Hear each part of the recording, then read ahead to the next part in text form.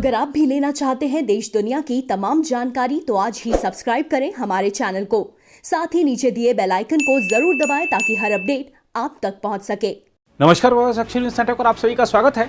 राजस्थान की राजनीति में शह-मात का खेल पिछले एक साल से सक्रिय रूप से चल रहा है।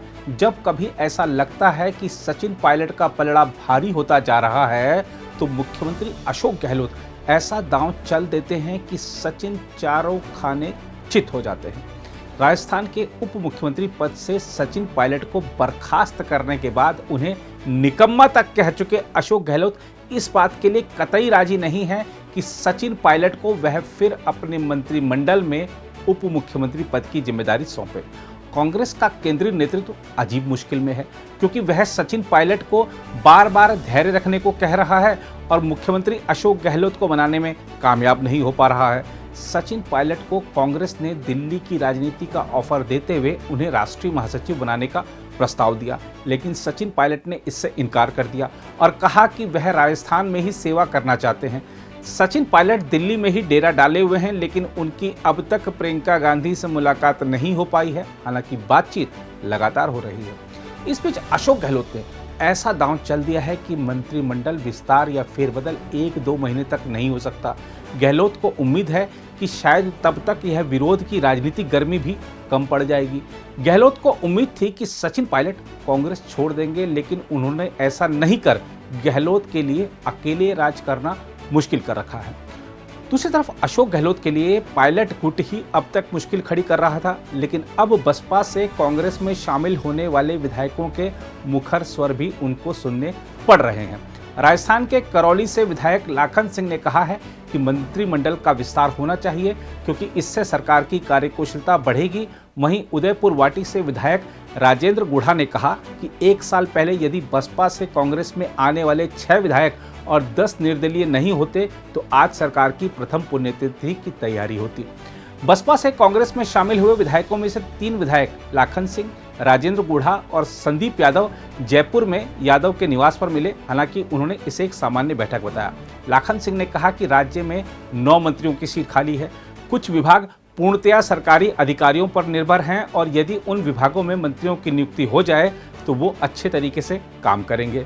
उन्होंने कहा, मुझे उम्मीद है जल्द ही मंत्रिमंडल का विस्तार होगा।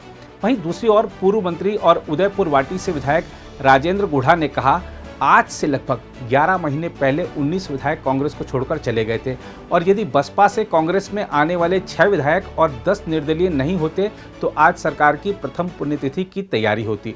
उन्होंने कहा, इस मामले में आलाकमान को गणित लगाने की जरूरत कहाँ है। सीधा सा गणित है कि यदि 10 निर्दलीय और 6 बसपा के लोग उस समय सरकार को नहीं बचाते तो आज सरकार की प्रथम पुण्यतिथि की तैयारी होती।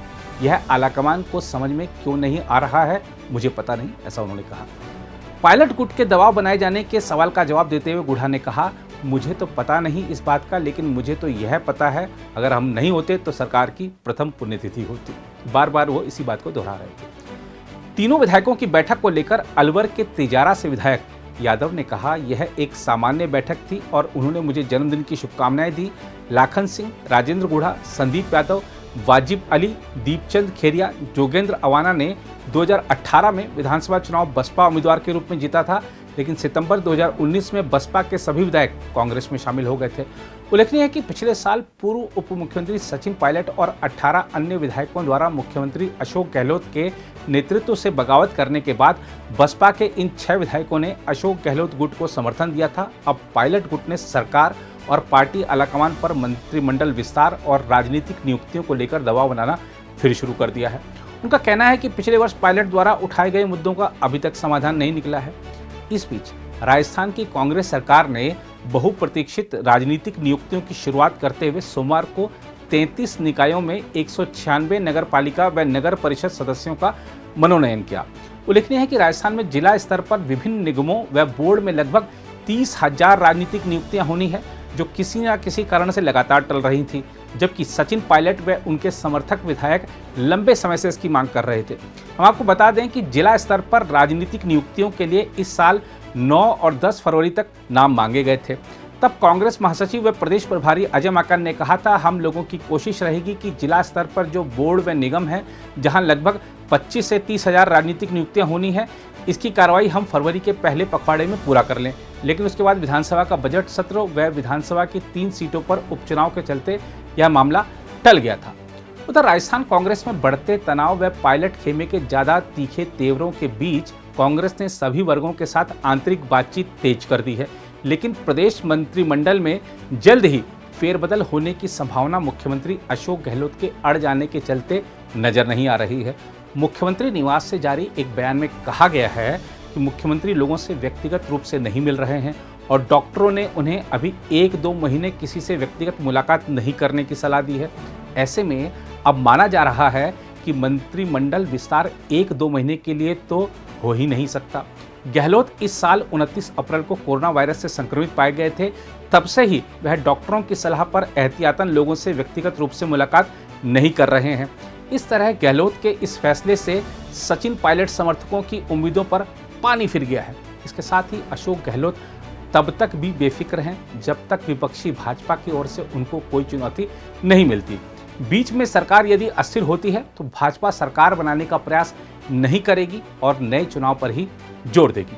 इस बीच कांग्रेस के वरिष्ठ विधायक भंवरलाल शर्मा ने एक बयान जारी करके कहा है कि मुख्यमंत्री पद पाने की जो इच्छा है वो तो मेरी भी थी, लेकिन कई बार राजनीति में इच्छाओं को मारना पड़ता है।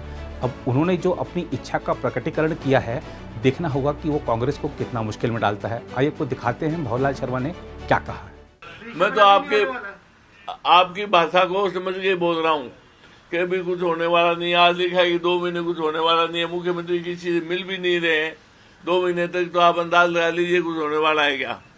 अब तो ये कोविड की जो तीसरी लहर है वो आने की संभावना है, उसको देखते हुए पहले उससे लड़ने की तैयारी कर रहे हैं। इस सियासत की दूसरी लहर, ये लहर धीरे धीरे ठंडी पड़ जाएगी।